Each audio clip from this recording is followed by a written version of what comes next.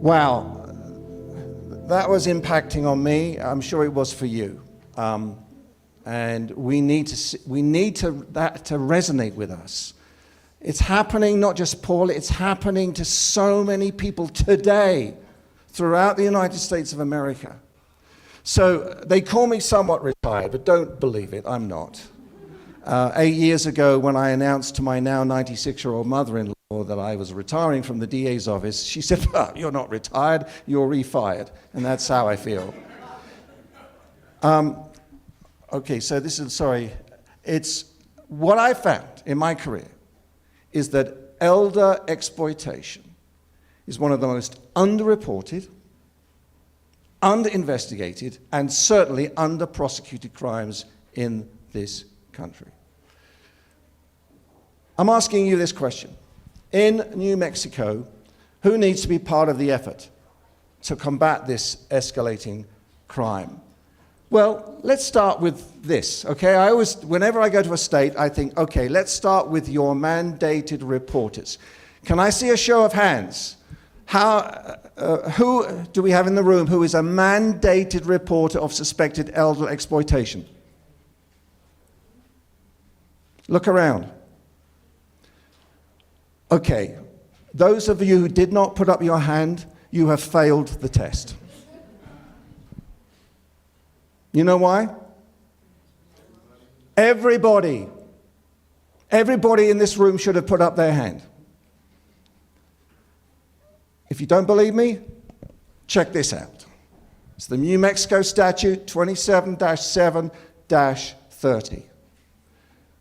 Everybody. Now, this is unusual. In most states, it's not everybody. In California, where I prosecuted, it is law enforcement, first responders, caregivers, it's clergy, it's every single bank and credit union teller in California. But it's not everybody. New Mexico, you are different. And this is so interesting to me. It says any person, including financial institutions, and I don't know why they put that in there, because anybody is anybody. Anybody, right there, anybody out there on the sidewalk having reasonable cause to believe that an incapacitated adult is being abused, neglected, or exploited shall immediately report that information to the department. So the standard is anybody out there today in Albuquerque who has reasonable cause to believe that a person who's incapacitated is being ripped off has a duty to report it. What is the penalty for not reporting? It's a misdemeanor. It's a crime. Just let that absorb right there. So you think of some college-age kid, 19 years of age, in Albuquerque, who knows that their pal is being ripped off, who's incapacitated, and does nothing. They are technically exposed to being prosecuted. Now, will it ever happen? No. But it's on the law books. So the fact that anybody, everybody in New Mexico is a mandated reporter should immediately make us think, okay, we got to get this message out there. So a little bit more about my background. What did I learn in law school in England? First of all, when you go to law school in England, you go straight from high school to law school. So that explains the deficit in 4 years of education, okay? So at age 18, I'm learning breach of contract, okay? I learned one thing. I didn't want to be a lawyer. That's what I learned. So I didn't become a lawyer. I signed up for the equivalent of Peace Corps in England, and I spent 2 amazing years in Kenya. And that taught me so much about culture, race, barriers, all kinds of things. And I'm so indebted to this man, Gibson Kiboko, who taught me more than anybody else about how you overcome barriers in life. And then 13 years of law in England as I tried the barrister route with the white wig and the black gown, but I looked ridiculous. So I became a general practitioner called a solicitor for 13 years. So how on earth did a solicitor from England become a California prosecutor? True love. And I'm so thrilled that my wife, Sue, there she is, darling. There she is. Love of my life. We've been married for almost 48 years. And we met when I was traveling around America in August of 1973. And I literally walked into a Baptist church and sat down next to Sue and found out that she was coming to England 3 weeks later because she had been accepted to a Bible school in England. And I found out that she was flying from San Diego to New York to London, and I was flying back from New York on the same day, 10 minutes apart from her, from the next gate. Talk about planning, all right? Somebody up there was planning that. And so she's the reason we live in San Diego, and as I say, she's the love of my life.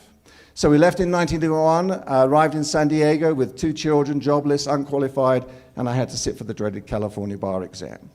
And thankfully was able to convince the examiners that I knew more than I really did, passed the bar, joined a civil law firm for 2 years, and then in 1993, I got my big break. And I joined what I considered to be the finest prosecutor's office in the country.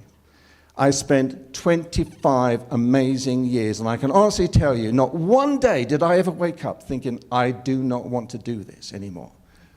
Which is very unusual for a lawyer. Most lawyers in this country who are not prosecutors do wake up thinking, I don't want to do this. But I never had one day when I regretted being a prosecutor. I loved being in the courtroom. I loved preliminary hearings, I loved sentencings, I loved arraignments, I loved restitution hearings, but my favorite was jury trials. Loved jury trials. So why on earth would I leave the best job that I'd ever had in my life? Advice that my late father had given to me. He said, Paul, always leave something before they want you to. Very good advice. And then more great advice from one of my bosses. She said, Paul, you are not indispensable. One day you will walk out of this office, but when you do, make sure that the program that you started is in good hands. Mentor somebody. So I did for 8 years, and he has been amazing. And so I passed the baton, and at the age of 66, I walked out of the office. Now, I want to tell you one thing. Aging happens to all of us, does it not? And this is proof. Some of you looking around the room are yet to meet your 60s. But when you do, this is going to happen. This happens, okay? This is a 40-year gap. All right? And there's truth in this. Some of us used to go to discos, but now we go to Costco. It's true. Or going to a new hip joint, getting a new hip joint. It's very, very accurate, okay? Just to let you know. Now, this number also impacted my decision to quit. No, this is not my county pension.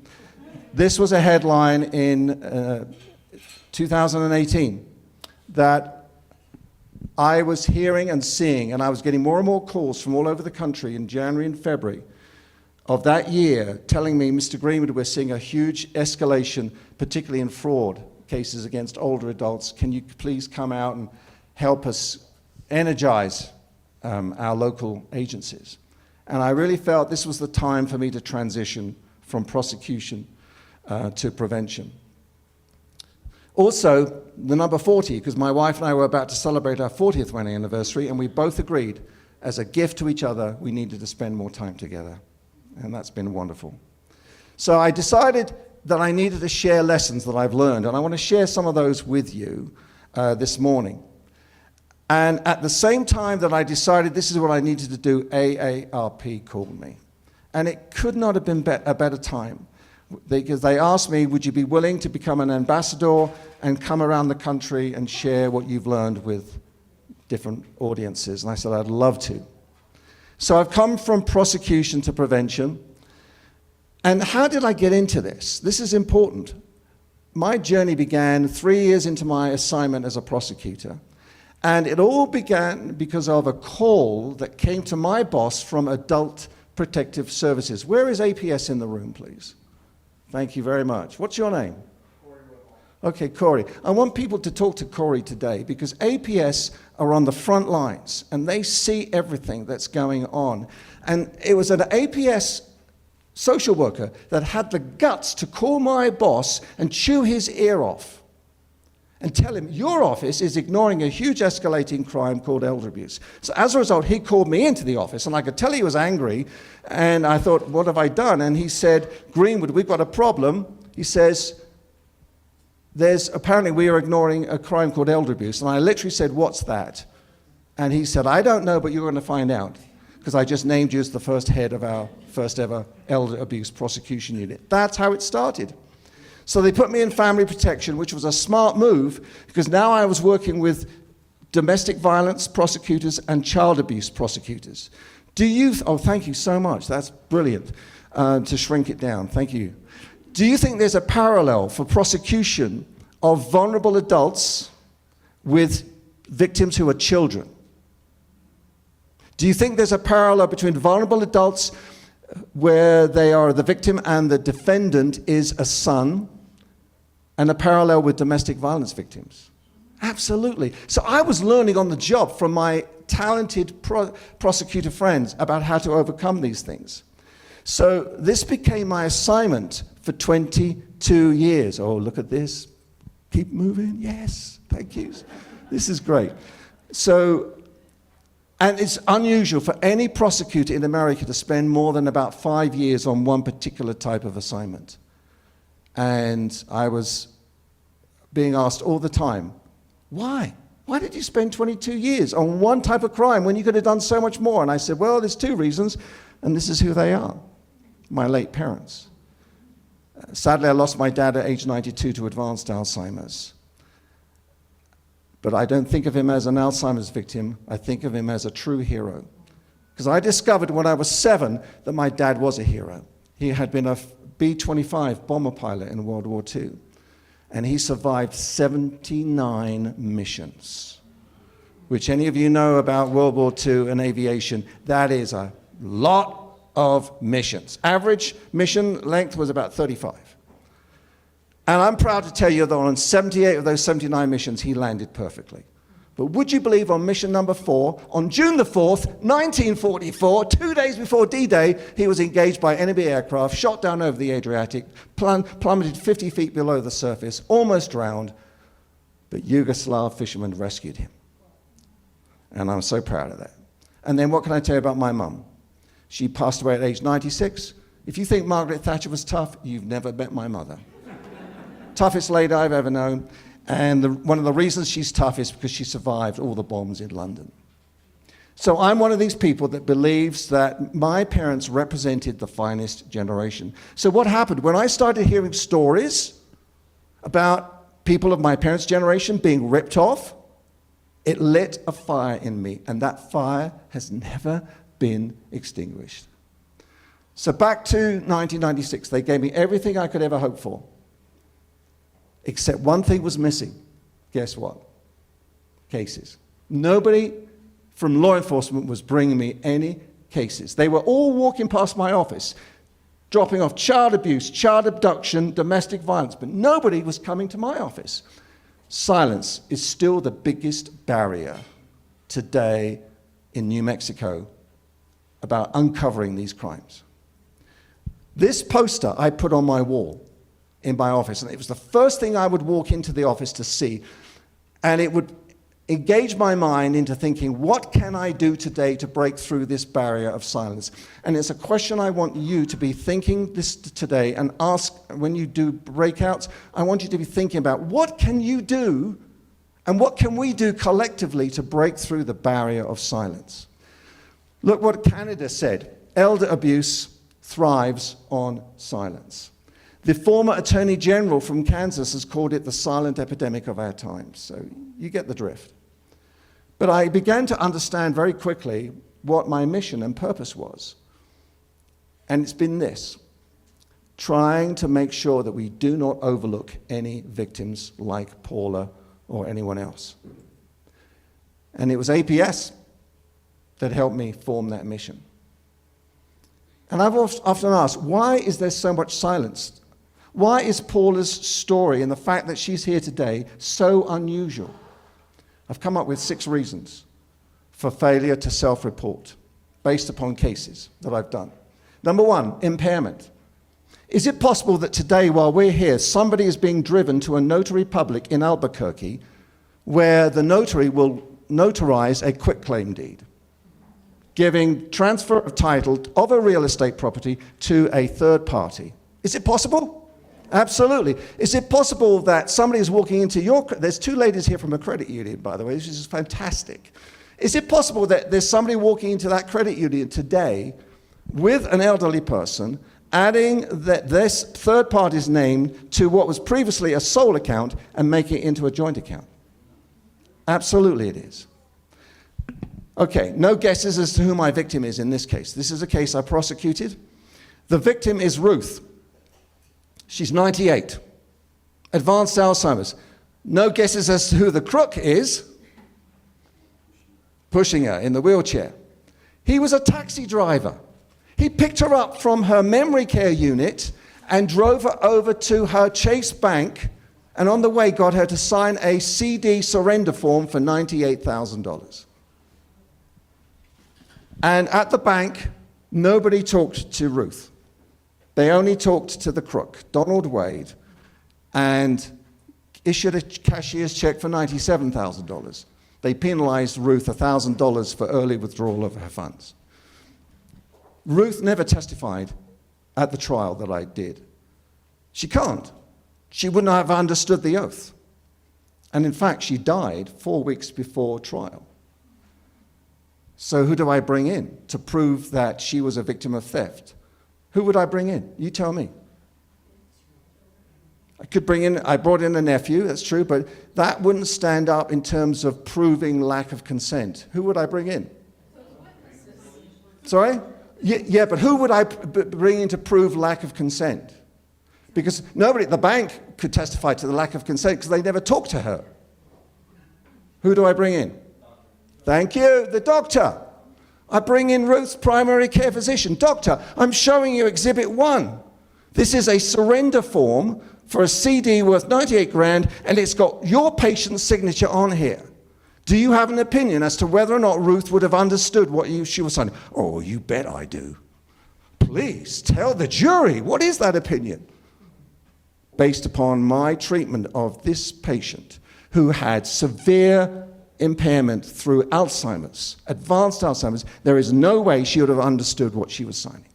Bingo. I now get to prove beyond a reasonable doubt that Ruth did not consent to that transaction. That's how you prove it.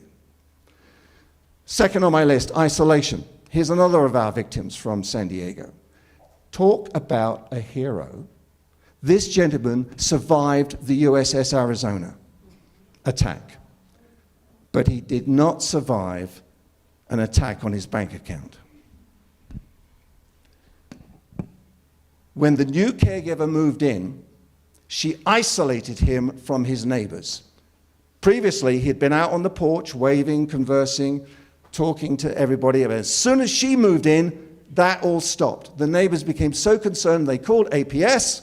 APS did a welfare check with the deputy sheriff. Deputy sheriff knocks on the front door, announces his presence. He could hear somebody scurrying behind the front door, but nobody opened up. So what did that deputy sheriff do? He did not wait for a search warrant. He's my kind of guy. He broke the door down. Now, you're allowed to do that in America, as long as you have not probable cause. What? No. Exigent circumstances. That's what I'm looking for. Exigent circumstances. As long as you have exigent circumstances, and he did, based upon the information. I mean, you're right in the sense that he was given probable cause to give him the concern that there were exigent circumstances. So in one sense, you were right. And he broke down and he found my victim laying in that kitchen. This photo was obviously taken after he was removed. This is the isolation I'm talking about. Don't knock, don't disturb, he's sleeping. And I keep telling people, if you are being blocked from seeing somebody, that is a huge red flag. And in the back bedroom, we found the cash that she'd been systematically withdrawing using the ATM. Shame or embarrassment. This was one of my homicide victims. She was murdered by her own daughter. And when I was working up the case with the San Diego Homicide Division, before we arrested the daughter, we uncovered 7 prior cases of theft which had never been reported by the daughter stealing her mother's jewelry because she was a meth addict. And when we talked to the other members of the family, why didn't you report these cases? They said, we would have, but mother insisted, no, no, no, because she said it will bring shame and embarrassment to the family name. There's the daughter, and she was convicted by the jury and is now serving 25 years to life. Fear of losing independence. See that gentleman on the left? Jack Parks, the lady at the bottom, that is his caregiver. She murdered him. And I prosecuted her in a trial. He lived in a mobile home park, wonderful place. And when his wife died, by the way, he was married for 72 years. Now, Larry King was probably married for 72 years, but to 7 women. This man was only married to 1 woman for 72 years. But when she died, he needed a caregiver because he had a disability. His right hand had been amputated when he was younger. And when he put an ad in the newspaper, Julie Spencer responded, and then she persuaded him she needed to move in. What did she start doing? Stealing his checks, forging them. If you see the top right-hand corner, that's Jack's signature, forged. He found out. He confronted her. You know what she said? Jack, hold on. If you have me arrested, they'll take me away, but guess what? They won't let you live here alone. They're going to put you in that nursing home down the street, which you've always told me you never want to live in. He believed her, so he let her stay. 6 weeks later, they got into an argument because she failed to repay him. She started a fire. She wrapped him in a vacuum cleaner cord and tied him to a chair. She put paper towels all through the house and started the burning. She then ripped out every phone and drove off. And then she just left. He finally got out of the cords. He was so tired that he couldn't get out of the house. You know what he did? He went to the table and he wrote a dying declaration. You can't read it very well, but it says, "Arrest Julie Spencer," because he felt he was going to die. By the way, she had already slashed him in the ear with a knife. The blood stains from the pillow. He went to his bed thinking he was going to die, but he didn't die. The next morning, and I've always made a joke of this, but every elderly victim I've ever had typically owns one type of car only. You know what it is? Have a guess. Who said that? Buick. Absolutely right. Well done. It's a Buick. See? I'm not wrong. So there we go. He drove that down the street. He was so weak, though, he slumped over the steering wheel. His chest was on the horn, and it was blaring, and the neighbors came rushing out. And he starts telling them. By the way, she punched him in the eye and broke 4 orbital bones. He told them everything what had happened. I thought I was going to get that in at trial. Guess what? The judge excluded all those statements because he said they were not spontaneous statements. But you know, sometimes when you're in court and the judge rules against you, they look at you like, "Don't worry, Greenwood, better things are coming." And so then I argued that what Jack told to the paramedics in the wagon on the way to the hospital and what he told to the triage nurse and to the doctors about how he got those injuries, that is another exception to the hearsay rule, and that did come in. So I got it in front of the jury through the medical personnel. She had punched him on his good arm, but she kicked him in the ribs, breaking his 11th rib, and he had COPD, and 6 weeks later he dies. So I then prosecute her for murder, and the coroner did a fantastic job of explaining to a jury the chain of causation. And now she's serving 17 years to life, all because of forged checks that were never reported to the police. Why am I showing you this? Because so many thefts end up with homicides that never get solved. Number 5 on my list, reliance on the abuser. I've had so many victims tell me, and I'd say, "Why didn't you say anything?" "Well, Mr. Greenwood, I would rather lose $50,000 and still get my medications and my food because I've got no family here. Who else can help me?" That's the thinking. And then finally, fear of retaliation. Particularly through assisted living and skilled nursing, I've had victims tell me, the reason I didn't say anything, Mr. Greenwood, is because I don't want to be known as a whistleblower. Because otherwise they're going to kick me out. And I like this place, other than the fact that I'm having my jewelry stolen and my checks stolen. That's what's going on. I then discovered that it wasn't easy to make a report. Even if you did discover that somebody was being ripped off, how do you make that more accessible? And that's something I think we need to talk about. How do you make the telephone number more accessible in New Mexico? We started a campaign called Silence Isn't Golden.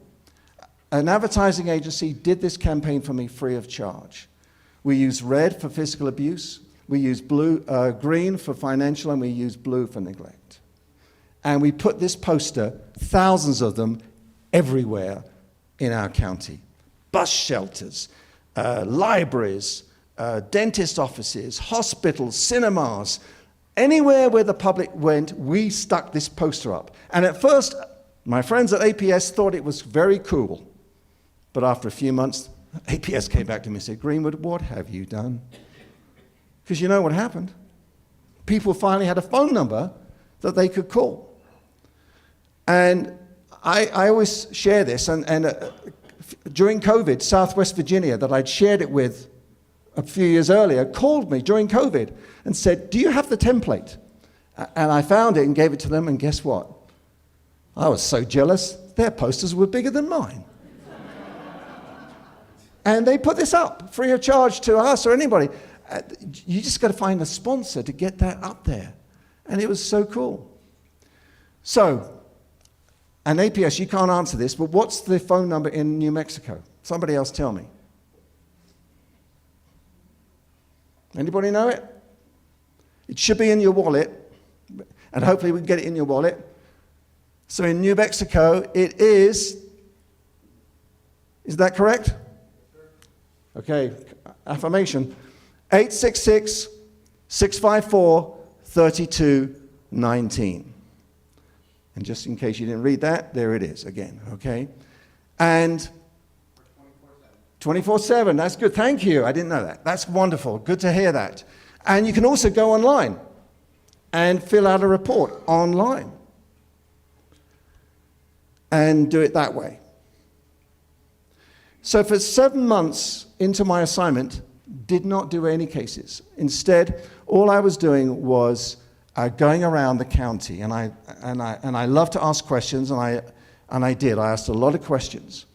And I realized I needed to change my role from being reactive to being proactive. So out of the office into the community. And you know where I started? Mobile home parks.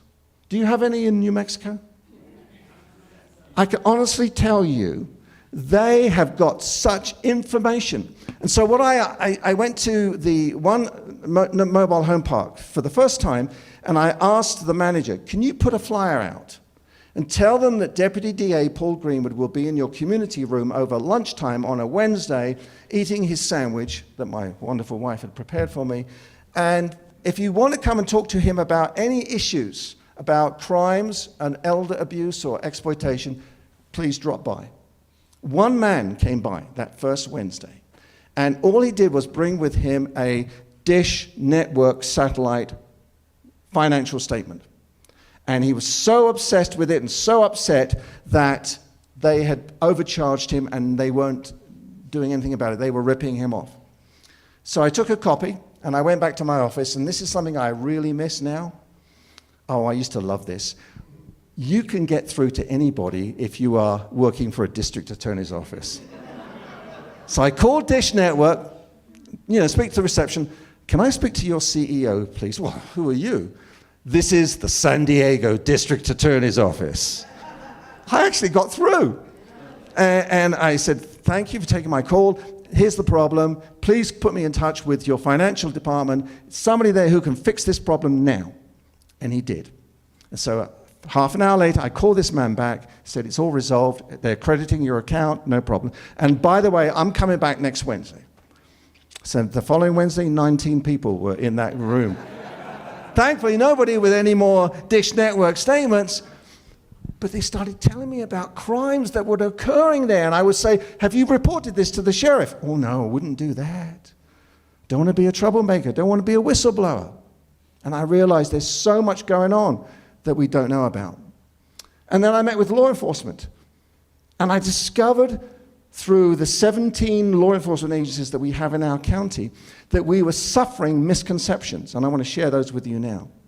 Number one, first thing I would ask them at roll call at 6:30 in the morning or at 2:30 in the afternoon, because they let me go to roll call, I said, how come I'm not getting any cases? And you know what they would tell me? Greenwood, you don't want to deal with elderly people in the courtroom.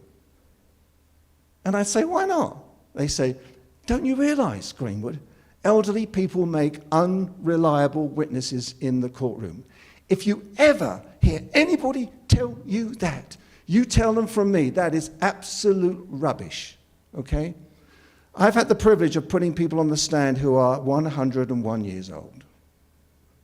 Now, what is the reason they say that elderly people make terrible witnesses? What's the number one reason? They say they are forgetful. Thank you. Forgetful. But this is far more accurate. Look at this. Isn't that true? Of course it is. Yes, some older people are forgetful. That's true. And sometimes it comes out in different ways. I remember one time I had a preliminary hearing. My daughter and son-in-law were with us on vacation from London. I said to my son-in-law, Peter, do you want to come down and watch the prelim? I'd love to, he said. So he sat in the back of the courtroom. And during the prelim, I asked the victim, do you see that person that you described who did this in the courtroom? Yes, she did. And she pointed right at my son-in-law. Whoa, bit of a problem. But there are ways to overcome that. You know, there's things called corroboration from other sources that can sort of take care of that. I mean, we're all forgetful. What's your steering wheel like? Okay, we all use stickies. So let's avoid stereotyping. And these are all stereotypes that I've heard given to why it's risky putting an elderly person on the witness stand. The only one which is accurate is number 3. And I know that because I've had so many elderly people say, Mr. Greenwood, finally I get to speak to you. Let me tell you my story. And I say, no, you're not. But I'm going to ask you 25 questions in the next 10 minutes, and you'll have to keep your answers short. Now, why am I doing it that approach?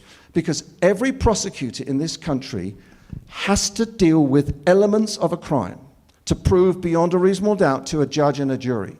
And typically, there's average between 4 and 6 elements of every crime that I have to prove, every single element. And if one of those elements is missing, no matter how brilliant the evidence is on those other elements, it's going to be a not guilty, because the judge will tell a jury, if one of those elements is missing, and you're not convinced beyond a reasonable doubt, you must acquit. So I'm focusing on elements of a crime. Now, which prosecutor in New Mexico would not love to have 7 victims like this? They were all my victims. In fact, I had 13 victims, but only 7 showed up that day. 3 had medical issues, and the other 3 were on cruises. That was the problem with San Diego. Half my elderly victims were on cruises. They were all victims of the maintenance guy who stole their jewelry. They all lived under the same roof in an assisted living in La Jolla. Do you think that is a powerful message to send to any defendant? Oh, believe me. That defendant, when I first went into chambers with the judge and the public defender, and she said, Mr. Greenwood, can we settle this case? I said, absolutely, Your Honor. She said, well, what's your offer? I said, he needs to plead to 4 felonies, and I want a stipulated prison term of 10 years. And she said, Mr. Greenwood, you realize he has no prior convictions? I said, yes. And the public defender was literally laughing at me. I said, fine, we'll put it on. I walked out and I talked to these ladies and I said, give me a reality check, ladies. What do you think is the right punishment for this man? None of them mentioned prison, but they all described what they wanted to do to him. I was shocked. And so I called the public defender in and said, you better listen to these ladies. 15 minutes later, he came back with a signed change of plea form. That's the power these victims have. Look at this 92-year-old lady. She had early stages dementia. Yes, she was a little confused. Yes, a little forgetful. But did she remain an incredible witness? Absolutely. Because I had corroborating testimony from other sources. I had paperwork. I could prove it. The fact that she was in the courtroom melts the hearts of at least 9 of the 12 jurors. If my victim refuses to provide information, I was being told there's nothing that can be done. Don't believe it. And I know this is not a fraud case. This is a physical abuse case. Do you think she wants to testify against her son? No, of course not. We see that all the time with domestic violence. This lady was certainly adamant that I wasn't going to prosecute her son, but I still needed to find a way to prosecute. Because we can still build a case by talking to other witnesses. And I always tell police, just because your victim doesn't want us to prosecute, don't let that stop you from investigating. Let us, through the victim advocate, figure out a way to break through the reluctance. And so this is powerful, and I know with APS it's a very touchy subject, because you quite rightly believe in self-determination, but I do not. As prosecutor, I do not believe that victims should tell me which cases should get prosecuted. And I know that's hard to accept, but that's reality, because why? My duty is not just to the victim. My duty is to who? The community. Because every morning I say, "Good morning, Your Honor, Paul Greenwood for the people, not for the victim." These 3 words should be eradicated from every law enforcement agency's vocabulary in the United States. But it's not. I would imagine somewhere in New Mexico today, a police officer is writing this. We've got to train them not to do it. Here's an example from San Diego. Look at the bottom 2 lines. This case non-prosecutable and will be cancelled. Victim declined to prosecute. It's wrong. Look at this. This is another of my cases. The detective did a great job. He brought it to me, but look at the last line. I asked the victim if he wants to press charges. That's wrong. We should never ask victims, do you want to press charges? Let me make this clear. Victims never get to press charges. The only person who gets to press charges is a prosecutor. And yet it goes on. Look at this from North Carolina. The police chief said this: "We, the police, charge when the charges are there to be made and if we have a willing victim." No, that's not acceptable, because so many of my fraud victims were unwilling. Rhode Island, look at this. Elder abuse victims are reluctant to press charges. That's wrong. That's giving the wrong impression. So we can prove these cases, because if we don't hold them accountable, guess what? Human nature tells me the crook will do it again, won't they? If there's a green light, I got away with it, I'm going to do it again and again. So please, urge law enforcement to avoid asking the victim if they want to press charges. And prosecutors have fallen into the same misconceptions. You read about this online. Look at this. Cases of elder abuse are hard to prosecute. I don't think they're any harder than any other case. I really don't. And yet, articles like this: an elder law attorney has worked on a dozen cases since June in which seniors have fallen victims to fraud. None of these cases have ever made their way to criminal prosecution. Nothing ever happens to these people, she said. You steal from one and you move on to the next. People are sitting ducks here. So the journalist went to the elected prosecutor, the district attorney of this area, and said, not this area here, but in another state, and said, many suspects haven't been arrested and prosecuted because there is no proof. That's what the DA said. And when I read that, I thought, no, that's an excuse. He said, there's been talk and reports, but not one case has been charged or indicted because we haven't had evidence. And thought, no. You're missing the point here. That is a total cop-out. It reminded me of a poster at O'Hare Airport. Instead of saying you can't see opportunities, substitute the word you can't find evidence if you're not willing to look for it, right? And that is the bottom line. I bet you anything, if we spent time on Paula's case today, we will find evidence I guarantee we will find some evidence. It may be long gone, and it may be something we'll never be able to prove, but we'll get some evidence. That P.O. box in Nevada, do you think we could get evidence from that? Of course we can. We could find out who was the tenant who had that, and it's probably, in my estimation, a money mule. It's probably somebody who may be elderly, living in Nevada, who's now communicating with the crooks and is passing on money to other people. Prosecutors in the Attorney General's office, in the DA's offices need to know this. These cases have massive jury appeal. I mean, which prosecutor wouldn't want to have 4 victims like this? And I want to introduce you to the lady in the bottom right. I'll call her Agnes, because most of my elderly victims were called Agnes. And thank you. Can you imagine? Agnes, it didn't happen very often, but it did happen. She would walk into the courtroom, take the oath, I'd be in the well of the court, and then she'd link arms with me. Perfect. I'd then walk slowly past the jury box. And she would stop and look at everybody and go, "Good morning." By the time she gets into the witness box, 4 of my jurors want to adopt her as their grandmother. So, number 3, if my victim gives the money voluntarily, I'm being told it's not a crime. This is big. Being told it's a civil matter. It happens every day.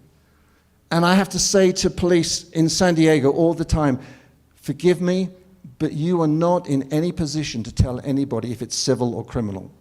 The only person who can tell that is a qualified fraud prosecutor. Please, you are fantastic at putting handcuffs on people. I can't do that. You know how to handle a gun. I don't know how to do that. I'm not qualified. I don't know how to do a hot stop on a vehicle. You are brilliant at that, but you're not good at distinguishing between what is a crime and what is a civil matter. Don't do it. Gather the facts and send it over to the DA's office, is what I keep telling them. Because things are not always how they first appear. I mean, take this for example. What kind of bird is this? Any ideas? It's what? It's a person. Well done. It's a person. It's not a bird. Really, says somebody. Yes, they're doubting you. But it's a person. That's right. You got it. You saw it very quickly. Do you see the elbow over the head? Now, why on earth anybody would paint themselves and sit on a tree stump, I have no clue. But it's the same with cases. Police hear one thing and they call it a bird, but it's not. It's a human being. It's not a civil matter. It could well be, and probably is, a crime. Because there's what happens when apparent voluntariness has been diluted by fraud. This is what makes it a crime. When the fraud occurs, the victim is believing it to be true and is then being guided to do something. Take this for example. This is one of our cases. The lady on the left is the victim with Parkinson's. On the right is her late husband, and in the middle is the crook. Husband dies. Victim sells property. She moves into an assisted living, and from the sale of the house, she brings in 300 grand. Crook, the administrator, says, I'm going to steal that money. Says, you know what he does? One night while she's at dinner, he has the key. He walks in, removes photo of husband and wife, and puts Adobe Photoshop into it and creates this fake photograph. He then goes to the victim with Parkinson's and convinces her that he is her long-lost nephew. He convinces her that they need to move her out into an apartment that he's going to buy with her money and put it into joint names as joint tenants. That's what happens. When the adult children from out of state hear about this arrangement, they get suspicious, they call the police tell them it's a civil matter. It comes to our office, an investigator is assigned, and first thing he finds is this smoking gun photograph. And everything else falls into place. A case I had was the theft of baby grand pianos. 19 baby grand pianos were stolen by consignment at a legitimate business in La Jolla in San Diego. 19 elderly victims, all of whom were downsizing. And they all had the same problem. Over a 5-year period, none of them got their pianos back, and none of them got any money from the sale of the pianos. So one of the victims did the right thing, went to the San Diego police and said, hey, this guy who runs this shop in La Jolla has stolen my piano. What did the police tell him? Civil matter. Not only did they tell him verbally, they told him in an email. It's all a civil issue, and it's a business transaction. It wasn't. So how on earth did I hear about it? On the news. The victim was so angry, he reported it to the local news, and they had it on the news at 10, and my wife and I watched it that night. I called the reporter, and he gave me 19 names of 19 victims. That's my complaining document, 38 counts. 2 counts for each victim, embezzlement and financial exploitation of an elder. Sometimes prosecutors fail to grasp the concept of lack of consent. Look at this article that appeared in the newspaper. A woman used her 10-year-old son as part of a scam. And one of the ladies she stole from was a 90-year-old lady who gave her $14,000 in checks, which she thought were a loan. It wasn't. It was a total scam. The police did a great job. They submitted it to the prosecutor's office, and what did the DA say? In a newspaper quote, this is what the DA said: "Simply getting scammed by a smooth-talking person is not a crime." So you see that the frustration that builds up with me and others, okay? And then I want to just talk briefly about undue influence. Undue influence can impact the whole issue of consent. And in fact, New Mexico, you've got it in your definition of financial exploitation. And it talks about undue influence, means an intentional use or exploitation by a person in a position of trust to obtain an unfair advantage over an elderly, disabled, or vulnerable adult. So undue influence is a method of theft in New Mexico. And this is what you need to do. You need to work this out and prove undue influence takes away the ability to give consent. And I always say to police, give me these things. How long has victim known suspect? Where did they meet? Look at victim's prior spending habits, which is typically frugal. And then look at their history of giving. What is left? Look at the number of transactions, and look at all the lies created by the suspect.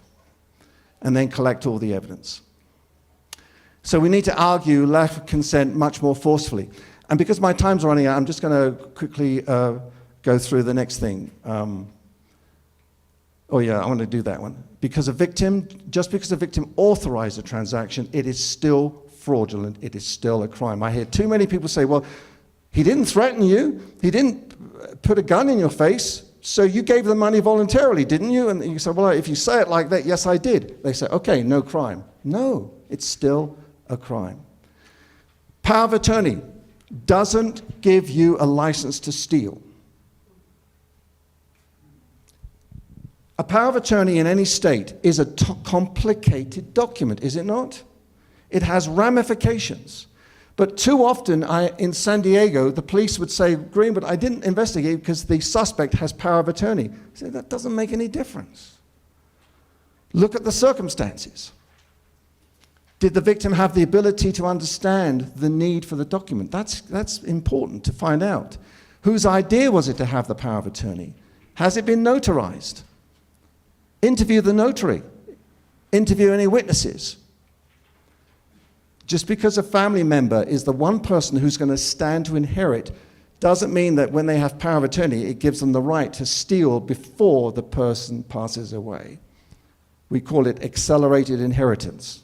That's not a good defense. And what happens if you find that the victim is deceased before you discover the theft? I was being told, we can't do anything because the victim's not alive. I said, well, hold on. There may be times when we can prosecute even without the victim. For example, forgery. You can prove forgery without the victim's testimony. Home repair. Do you ever have any contractor fraud cases in New Mexico? You ask the Better Business Bureau. They are, I sat next to David, and I said, you know, the BBB were one of my best allies in San Diego. BBB knows everything. You know what I've learned?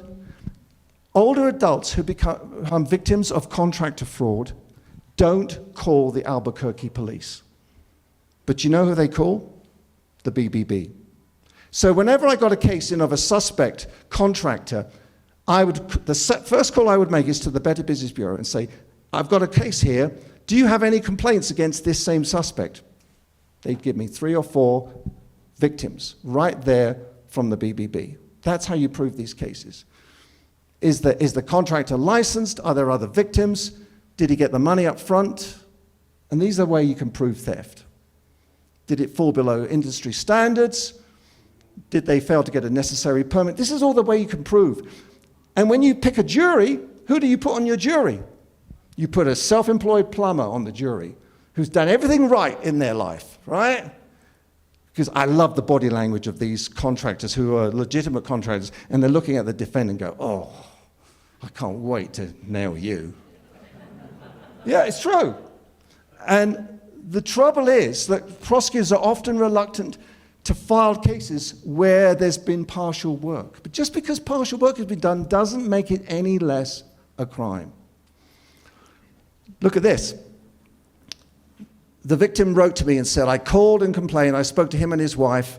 They kept making excuses, and they finally stopped coming and changed their phone numbers. I paid them most of the price, 26 grand. In addition, they rented a U-Haul, and now my belongings are missing, $11,000 worth. I called the police, but they said it was a civil matter. Number 7, the crime didn't occur here. It's not my jurisdiction, not my problem.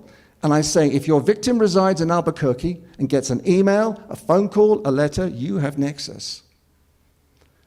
And many of these cases, even though they have an international connection, they also have people here in New Mexico who are working the case for the suspects overseas. I guarantee you, and I'm not sure if we have anybody here who can confirm this, but you will have couriers picking up cash, gold bars, or gift cards from people's houses in Albuquerque. Can anybody confirm that for me? You know that already. Thank you. I've already got confirmation. It's happening everywhere. The latest case in San Diego is this case. My colleague Scott Perello sent me this photo. Do you know how much this is? $275,000 worth of gold bars. When was the last time you bought $275,000 worth of gold bars? They were going to be picked up by a courier in San Diego. And because we're seeing so many of these cases, you know what our local FBI office is doing? And this is what I recommend to every single FBI office in America. This is the FBI in San Diego. They've sent this letter to every single precious metal merchant in San Diego County. So when an elderly person walks in and buys $275,000 worth of gold bars, this precious metal merchant will either give them a copy of the letter or hopefully call our DA's office immediately. And as a result, we're able to set up stings which can then catch the couriers red-handed. We've had so many of these cases. They're Chinese nationals living in LA, driving down to San Diego, picking up the gold bars, cash, and gift cards. This is our DA, Summer Stephan, and she is so concerned, she's now gone very public with it in the media, on the news, and is warning all the public about couriers. If the victim reports they've sent funds to the scammer, particularly if it's crypto, they're being told it's untraceable and the suspects are probably overseas. It's not true. The crypto is not untraceable. It is traceable, but the key is timing. How much will AI impact our approach? Big time. It's going to be so difficult now. We're seeing already cases of kidnaps and other things, fake kidnaps. They thought they were calling for help. They thought it was their real voice, and it wasn't. And now I'm playing with it, and I'm realizing how easy it is just for someone like me with very little technical knowledge. I mean, that's weird, isn't it? But that's me. I don't know what I'm doing on the, that's just freaky. And then I have to confess, 7 weeks ago, I was arrested in San Diego, and I spent a night in jail, and I had to email my wife and tell her to bail me out. So, and this is how it's working, okay?